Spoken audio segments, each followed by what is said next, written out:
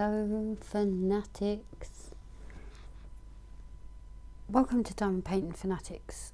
I am Cindy, and well, I missed all them J's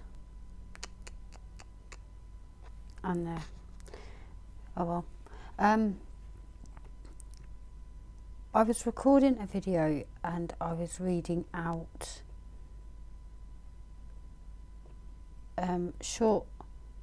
funny short stories. They were not funny at all. I promise you, they were not funny. I need to stick a piece of paper on there because my sleeve keeps sticking. So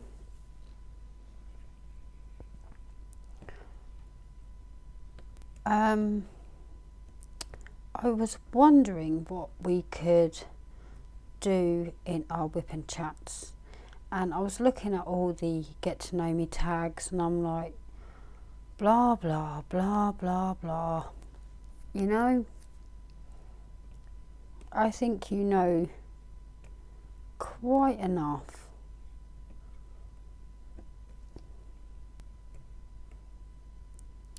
So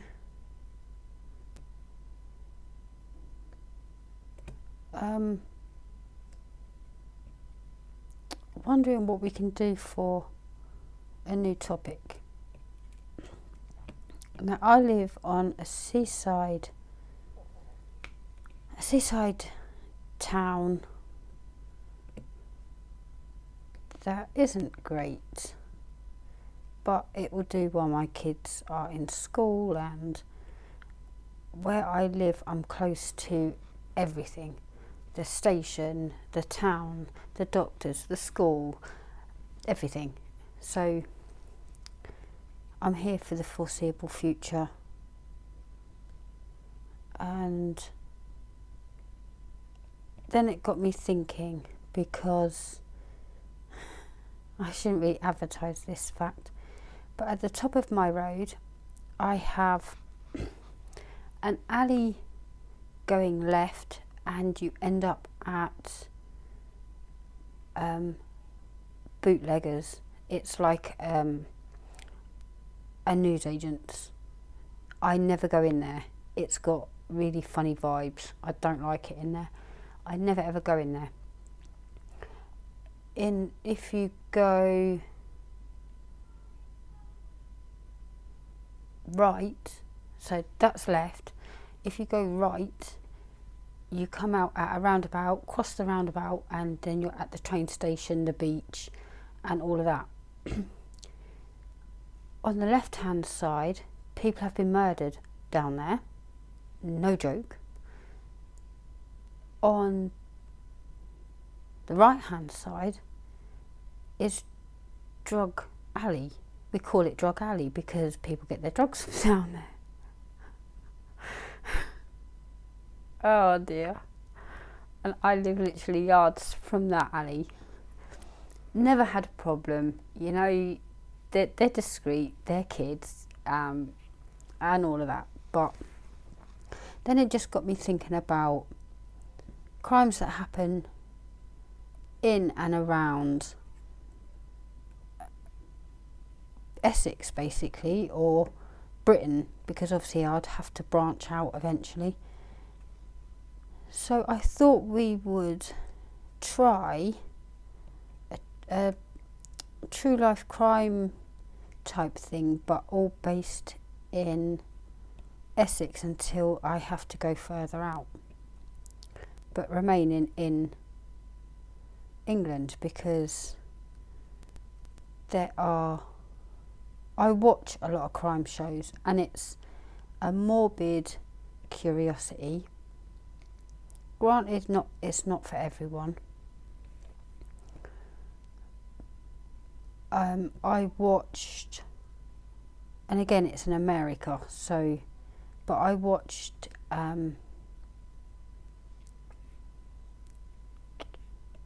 the American Story, The Family Next Door, or something on Netflix. It was horrific. But yeah, I thought we would give it a go, and if it's not popular, it's not, then I won't do it. If it's popular and you reach out to me and you're enjoying it, or you know of one locally in your area or whatever, reach out to me. I will look it up and we will go from there. We can only try these things. And I'm sat here trying to finish this canvas because it's not fun. It's a 30 by 30, but not a 30 by 30. It's shorter than a 30, but I'm pretty sure that even measures shorter than 25, if I remember correctly. But it's got 28 colours, so it's just once it's done, right? I absolutely really loved doing my unicorn, and I thought, oh, I'll whip this little one out, and I feel like I've been on it forever. So yeah, I have come up with, to start us off, I'm going to be reading it off the laptop. So I've enlarged it so I can read it and talk, and we can discuss it as we go. I've not pre-read this, so yeah, it's about the Suffolk Strangler, and that happened in Ipswich. Now, to give you an idea of where Ipswich is from me, I couldn't drive at the time, but I went to university there, so I got on 2 trains, because you change trains, 2 trains, and it's probably about a 45 minutes to an hour's drive, so it's not far. So I thought we would delve into that. I don't know anything about it. It happened in 2006, it says on there, so I don't recall reading about it or hearing about it, but we will see. So if you like these type of things, guys, please let me know in the comments. I need some kind of feedback, if you like, to know what you guys, because I want to do things that you guys like too. So if this is your thing, get comfy. I am still doing my awe-inspiring women. I have another one that's being uploaded as we speak, so we'll do the awe-inspiring women and murderous men. How's that? Although the women are just as bad, so I'm not going to put men in that bracket. It's a bit unfair. Okay, let's begin. It's just the thing with this, because I read quite a bit, so I don't drill. Okay, the Ipswich serial murders, commonly known as the work of the Suffolk Strangler, took place between the 30th of October and the 10th of December 2006, during which time the bodies of 5 murdered women were discovered at different locations near Ipswich. All of the victims were women who had worked as prostitutes in the Ipswich area. Why do they always pick on prostitutes? Because they won't be missed, and you know, they feel like they're doing the community a justice. They obviously are missed, aren't they? Because,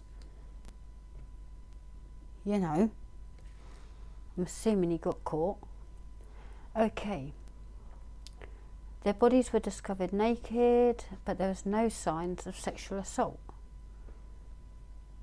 2 of the victims, Anne Lee Alderton and Paula Clennell, were confirmed to have been killed by asphyxiation. A cause of death for the other victims, Gemma Adams, Tanya Nicole and Annette Nichols, was not established. Suffolk Police linked the killings and launched a murder investigation codenamed Operation Sumac. Due to the size of the investigation, police officers were drafted from several other police forces.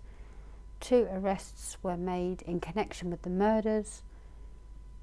The first suspect, who was never officially named by police, was released without charge. Well, that's good, because when they name them and it's not them, has serious repercussions on their lives.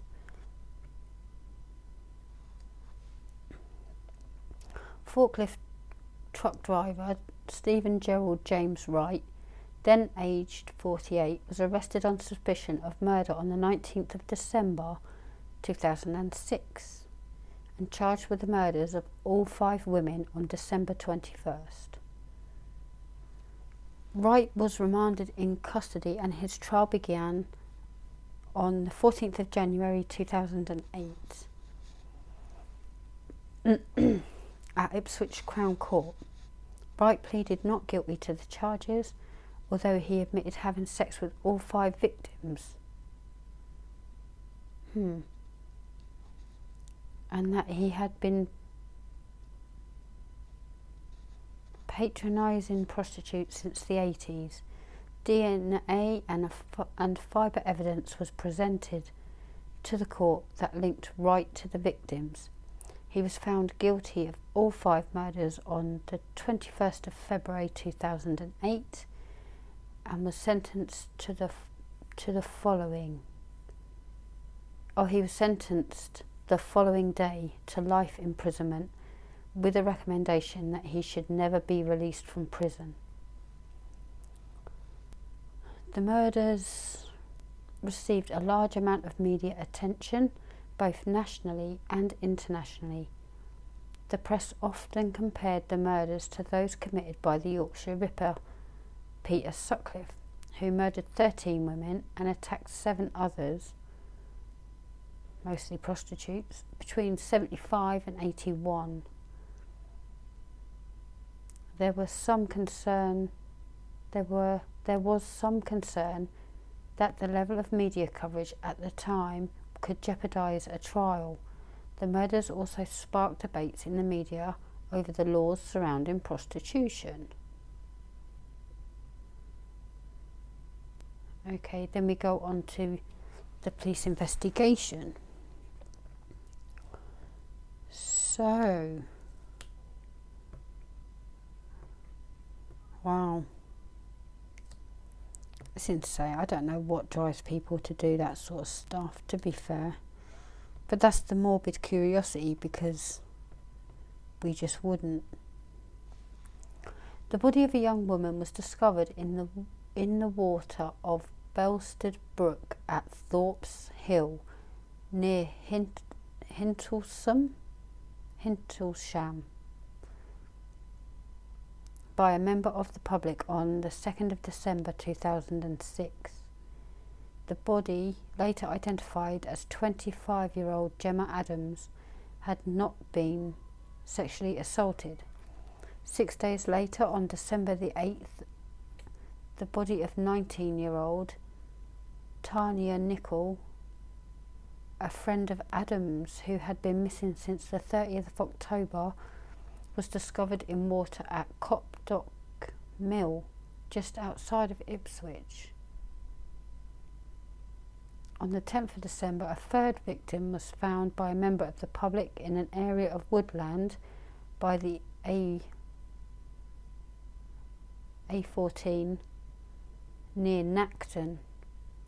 Was later identified as 24-year-old Annie Alderton. According to a police statement, she had been asphyxiated and was about 3 months pregnant when she died.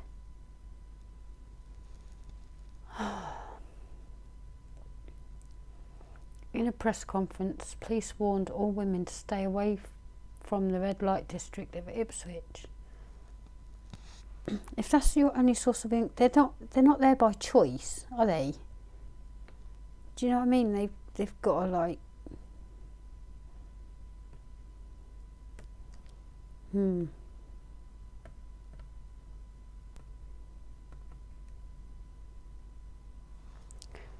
Okay, Cindy, calm down. Okay. On the 12th of December, Suffolk Police announced that the bodies of 2 more women had been found. On the 14th of December, the police confirmed that one of the bodies as 24-year-old Paula Clennell. Clennell had disappeared on the 10th of December and was last seen in Ipswich. According to Suffolk Police, Clennell died from compression of the throat. On the 15th of December, the police confirmed that the other body was that of 29-year-old Annette Nichols, who disappeared on the 5th of December. The bodies of Clennell and Nichols were found in CLACTON near the Levington turnoff, close to where Alderton was found. A member of the public had seen Clennell's body 20 feet, 6 metres, from the main road, and a police helicopter dispatched to the scene discovered the second body of Nichols nearby. I've drove through there. Oh my God. They've got a picture of the speed and scary. Suffolk Police linked the killings and launched a murder investigation. Chief Constable Alistair McWhirter acknowledged that Suffolk Constabulary would be reliant on external assistance owing to the magnitude of the investigation. A senior investigator with the Metropolitan Police, Commander David Johnston, was reported to have been drafted into the murder inquiry team from Scotland Yard in London.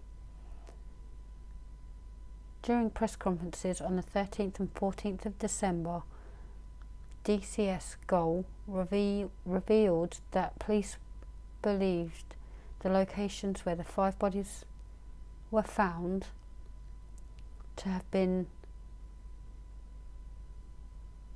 deposition sites, not murder scenes, indicating that the victims were all killed elsewhere and transported to the locations where they were later found.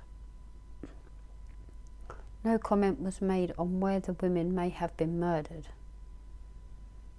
DCS Goal also revealed that some items of women's clothing and accessories, including a handbag and a jacket, had been recovered and were being forensically tested to establish whether they belonged to any of the murdered women. Whew.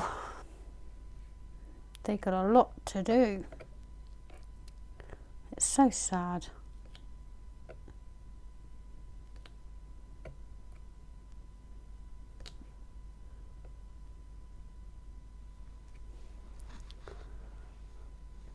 During the course of the press briefings, DCS Goal stated that over 300 police officers were involved in the investigation and some 400 to 450 calls were being received daily by detectives.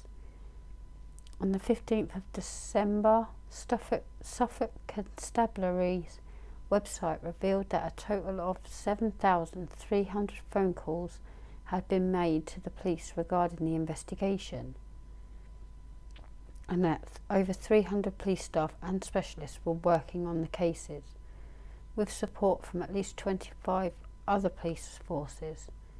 As of the 18th of December, the number of officers involved in the investigation had increased to 650, including 350 officers from 40 other police forces who had assisted in the inquiry. The number of calls received regarding the case had also increased to around 10,000. Oh my goodness.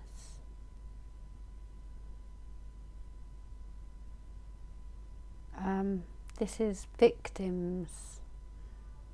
Do we want to read about the victims? I guess we should humanise them.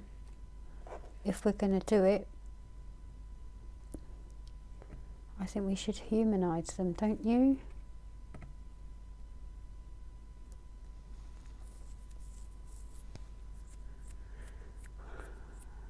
Tanya Nicol, aged 19, from Ipswich, disappeared on the 30th of October. Her body was discovered by police divers on the 8th of December in a river near Copdock Mill. There was no evidence of sexual assault, and a post-mortem could not establish a definite cause of death. Nicole attended Chantry High School, but had left home at 16 to live in a hostel.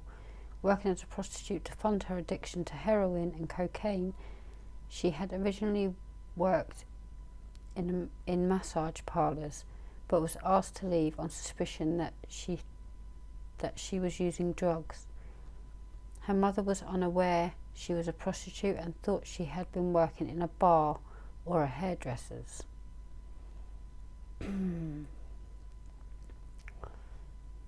Gemma Adams, aged 25, born in Kesgrave, was last seen on West End Road in Ipswich, where she had been living. She disappeared on the 15th of November at about 1:15 a.m. Her body was found on December the 2nd in a river at Hintlesham. The first victim found, she was naked but had not been sexually assaulted. Adams had been a popular child and from a middle-class family. As a teenager, she became addicted to heroin. She had been working as a prostitute to finance her drug addiction, which had already led to loss of her job with an insurance firm. Her partner was at the time also a heroin user and knew she was working as a prostitute, although her family did not.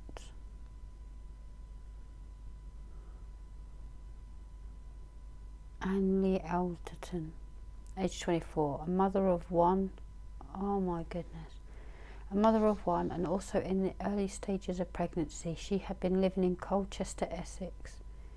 Alderton disappeared on the 3rd of December and was last seen on the almost 6 o'clock train from Harwich to Manningtree. Alderton got off the train at Manningtree at 6:15 before going on to Ipswich on another train. Alderton's body was found on December the 10th near Clacton in Woodland in front of Amberfield School. Colchester's like literally half an hour away. Alderton had been asphyxiated and was found naked and was posed in the cruciform position. Her pregnancy was also revealed by the autopsy, and her family were informed of it by police officers. Alderton moved to Cyprus with her mother in 92 after her parents separated, and they returned to Ipswich in 97. Alderton attended Coplaston High School and gained good grades in her exams. Alderton had been addicted to drugs since the age of 16, shortly after her father's death from lung cancer in 1998.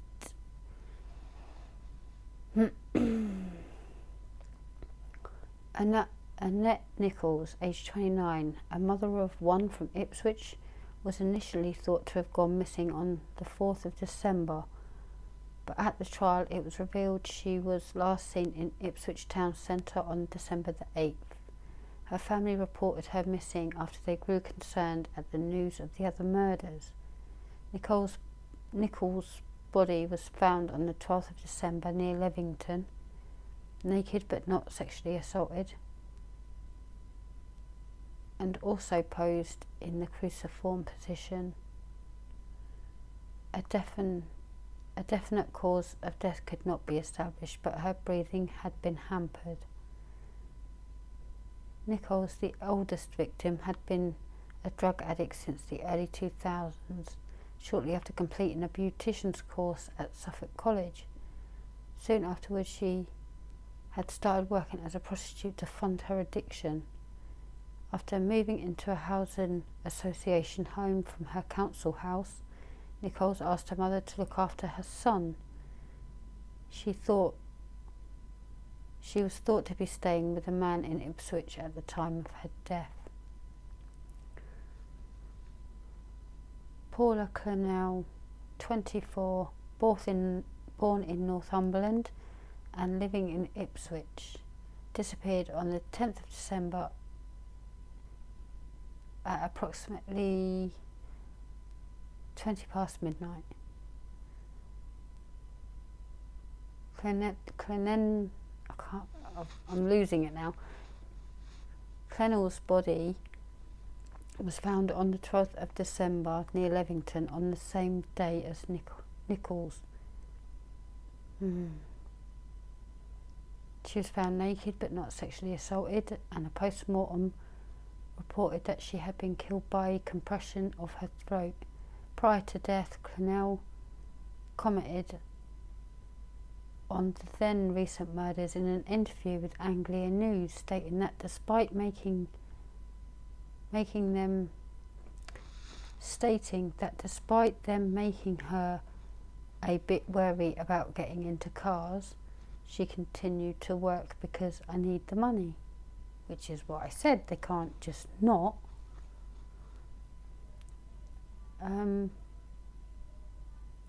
Clennell moved to East Anglia 10 years before her death, following the breakup of her parents' marriage. She had 3 children with her partner. All had been taken into care and adopted due to her drug addiction. Clennell herself had spent some of her childhood in a referral unit, and it was shortly after being placed there that she started taking drugs. Oh my goodness. That's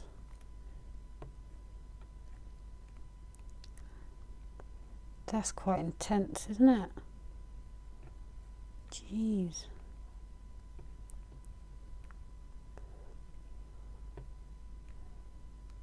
Wow. I'm a little lost for words, I've gotta say. I thought humanising them would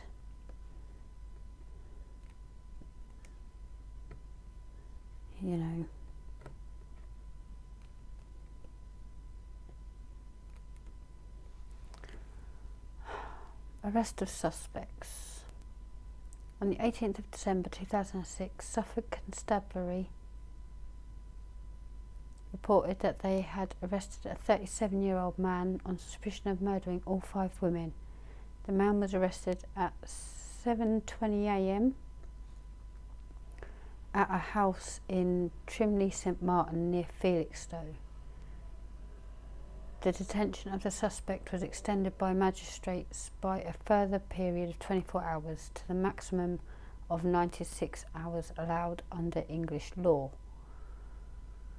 On the 19th of December at 5 a.m, police arrested a second suspect, a 48-year-old man, at a residence in Ipswich on suspicion of committing murder. The following day, 20th of December, police were granted a 36-hour extension to question the second suspect in detention. On the 21st of December, a joint statement was issued by DCS Gull and Michael Crimp, Senior Prosecutor for the Crown Prosecution Service in Suffolk, announcing that the second suspect, identified as Steve Wright, had been charged with murder of all 5 women. Police said that the first suspect, who was not officially named, was released on police bail. Bail conditions were cancelled on the 6th of June 2007 for the first suspect, as no more inquiries concerning the case were planned involving this person. Wright appeared before magistrates in Ipswich on the 22nd of December 2006. He was remanded in custody. His trial began on the 16th of January 2008.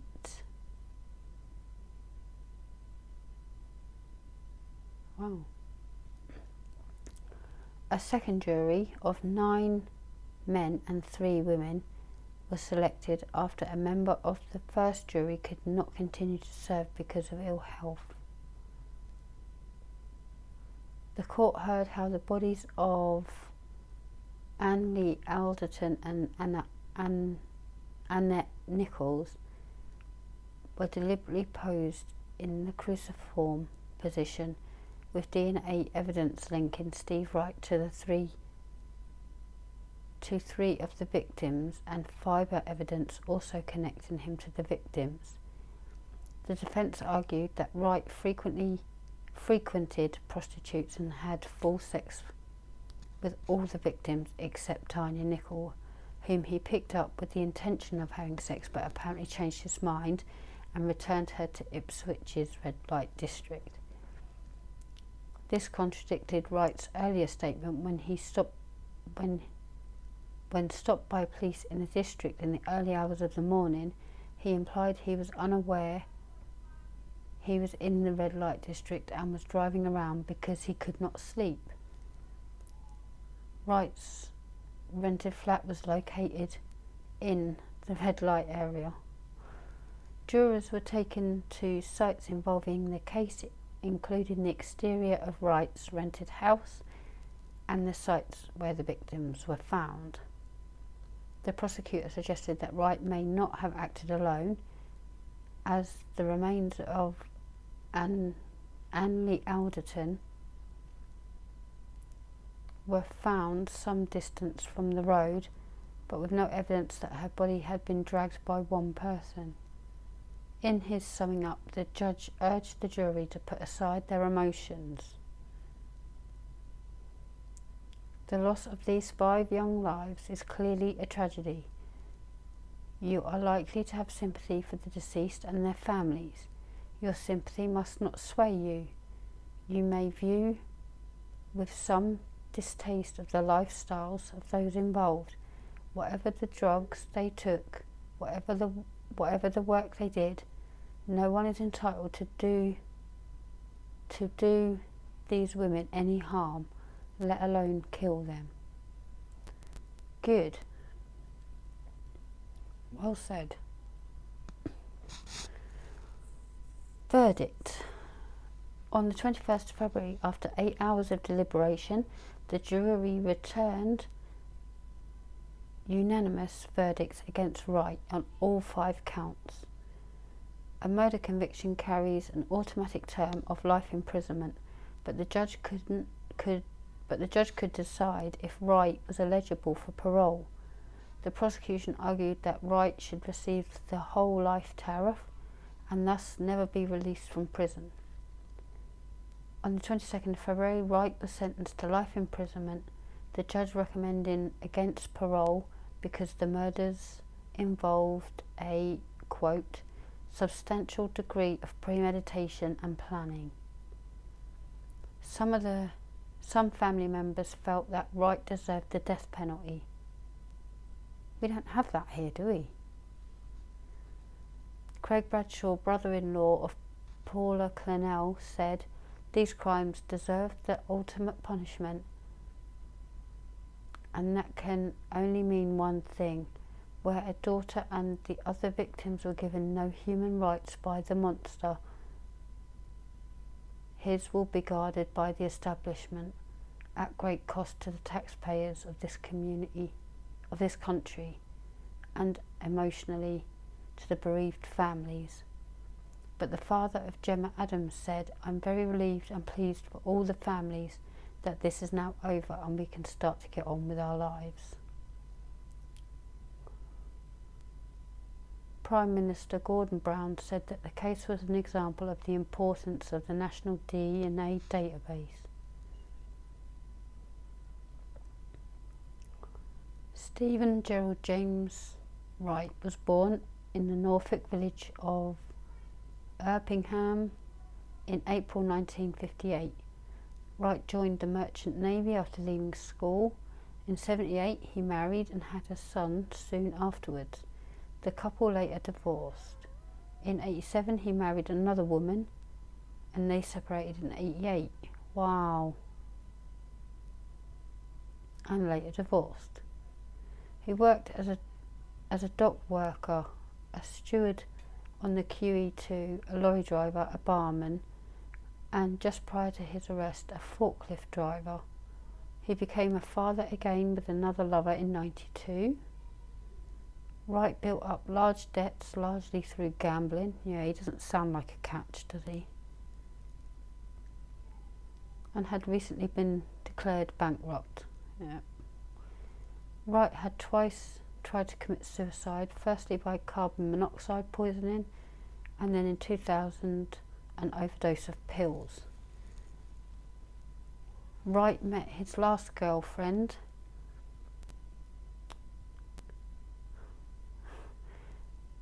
her name is Pamela Wright. The shared surname is a coincidence.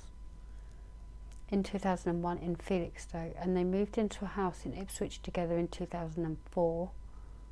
Wright had always admitted that he had used prostitutes, firstly whilst in the Merchant Navy and continuously through his life. Investigations into other crimes Wright may have committed continue, including the possibility of, oh my goodness, including the possibility of an involvement in the Susie Lamplough disappearance. However, Metropolitan Police have stated that this is not a strong line of inquiry. Oh my God. Media coverage. The murders have been likened to those by Peter Sutcliffe, the Yorkshire Ripper, who was convicted of murdering 13 women and wounding 7 others, mainly those who worked as prostitutes over the period of 5 years from 75 to 80 in northern England, and to Jack the Ripper, the infamous Victorian serial murderer who also targeted prostitutes. They think they can get away with it because, like, as with previous serial killers dating back to Jack the Ripper, many sections of the media have attempted to coin a name for the presumed murderer using the suffix strangler and other terms to refer to the case.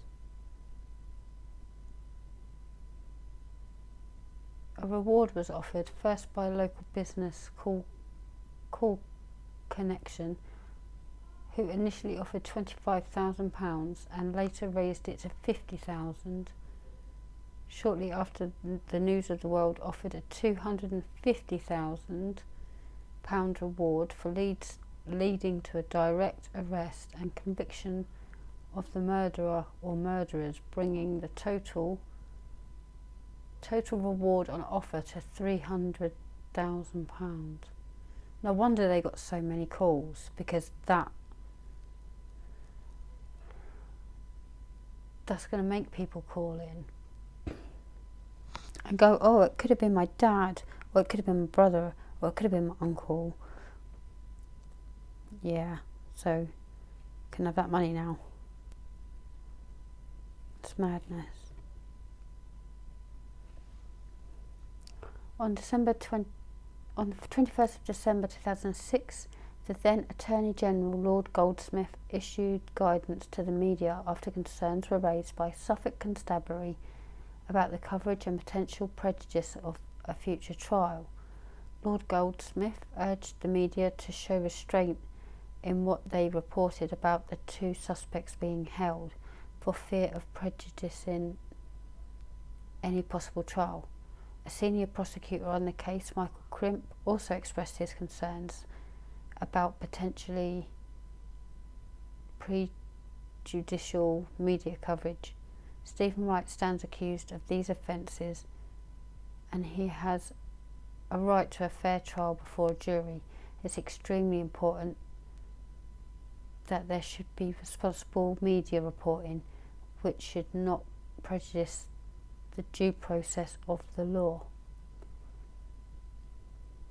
Coverage of related issues. The murders refocused press attention on a number of controversial issues in British politics. The first is that of prostitution in the UK.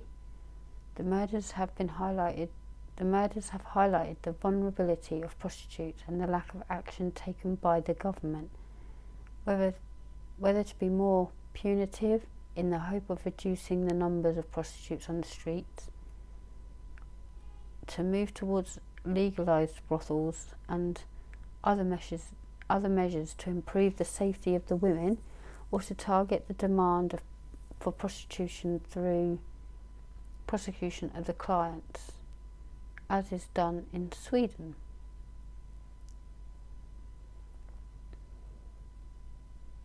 The government had at one point considered allowing mini brothels. Yeah, we know that would get out of control fast.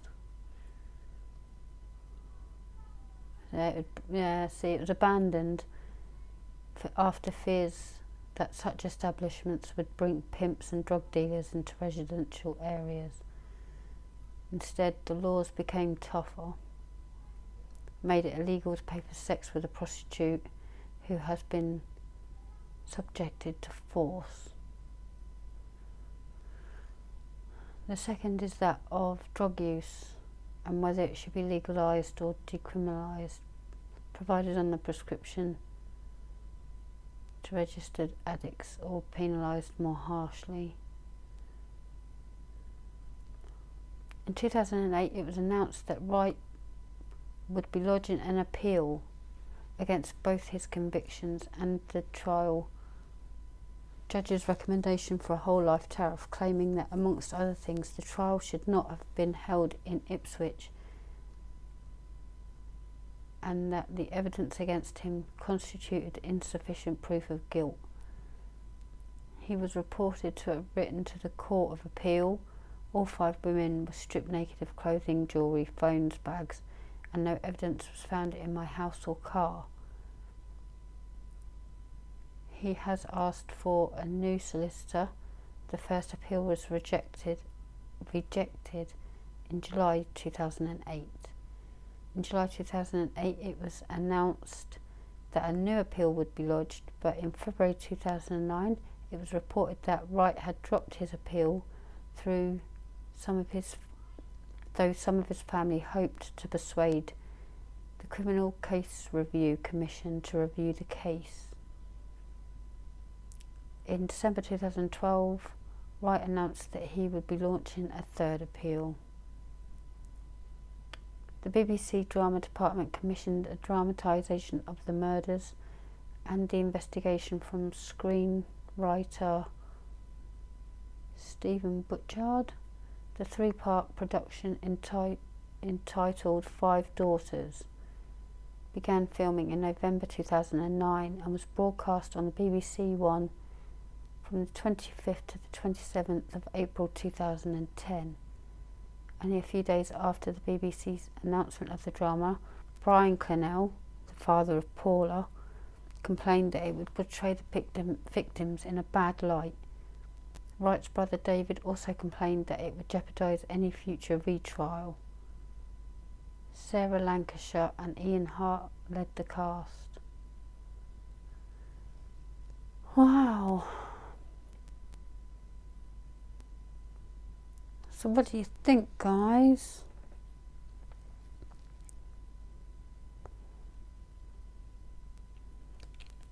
Blimey, that was a little bit heavy.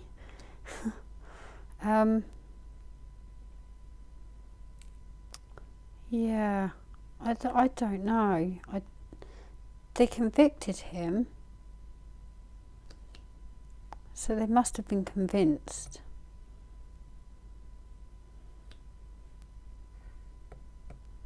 But again, it's that, oh, well, yeah, okay, I just happen to have relations with all 5 victims,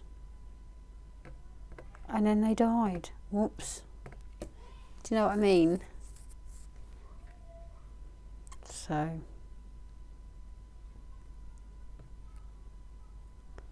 yeah, you have to let me know what you think. I'm a little bit lost right now.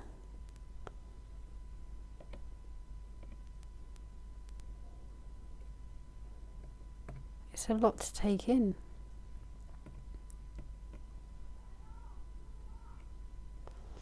I am going to put my son to bed because he's getting louder and louder, and I will be right back, guys.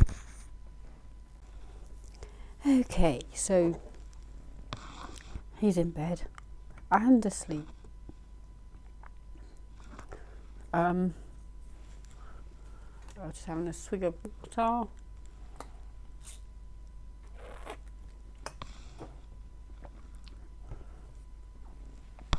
Yeah, so I played the video back so that I could listen to what you heard, because obviously I was reading and concentrating. I'm pretty sure he'd done it. I'm pretty sure. Because what are the chances he was with someone? Well, we think he was, because the woman had the same name, or same surname I should say, and he claims to have slept with all those 5 women who just turned up.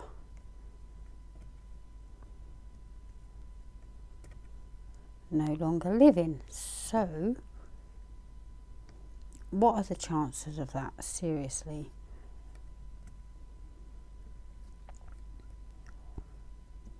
So yeah, I think he did it.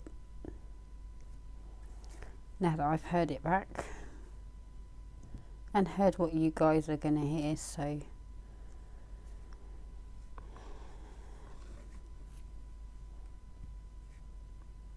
pretty convinced he done it. Just got to feel sorry for those girls.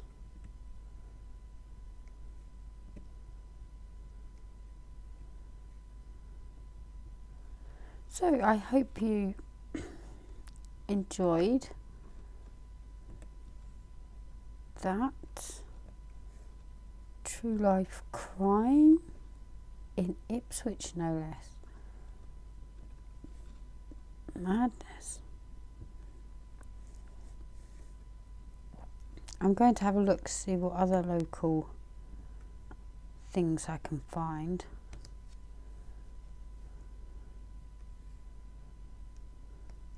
I quickly googled that Susie Lamplough case as well. She's the estate agent that went missing, and as of 2020 no one has ever been apprehended for it. You're just like, what? It's insane.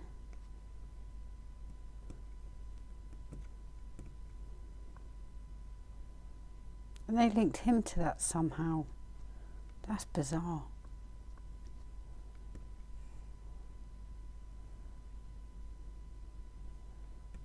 I wonder if he's Mr. Kipper.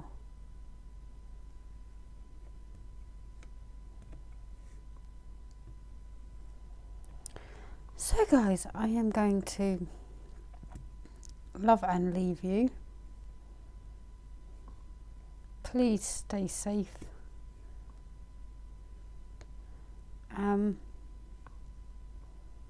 Yeah, let me know what you think and if you'd like some more of them.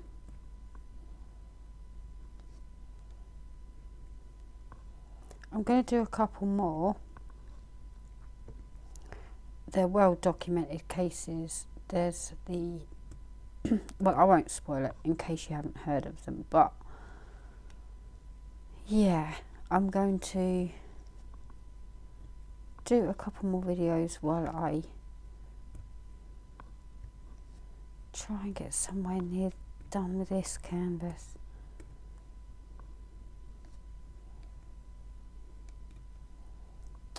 So I'm going to record a couple more true crime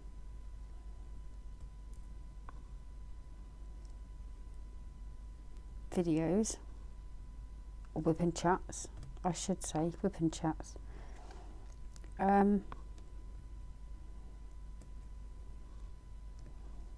Yeah, and if you like it and you want it to be a regular thing, I can make that happen, guys.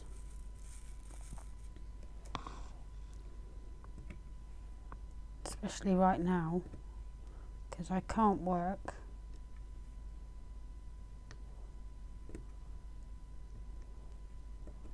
And I have lots and lots of canvases to get through.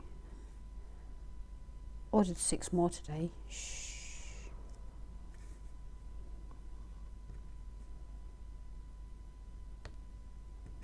Just little ones, little tiny ones. But shh, don't tell.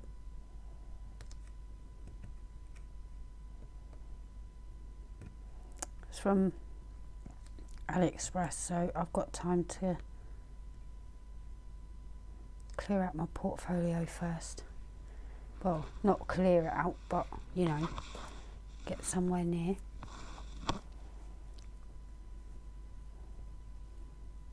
But I want to do a couple of big ones, and I've got the customs coming, and yeah, I need to do them for Christmas. So, and the Fanatic theme of the month, we're doing that soon. That is going live at 7 AM on YouTube on the 1st of November. I did put on screen all the information you will need to take part. Completed canvases only, that's all I need. And your name of, you know, if you don't want your real name attached to your picture, give me a screen name or nickname or whatever you want. Right guys, I'm going to log off. So I hope you have a fabulous day.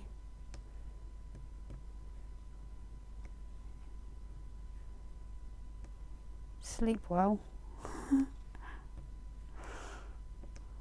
Probably not something you want to hear before you go to bed, is it?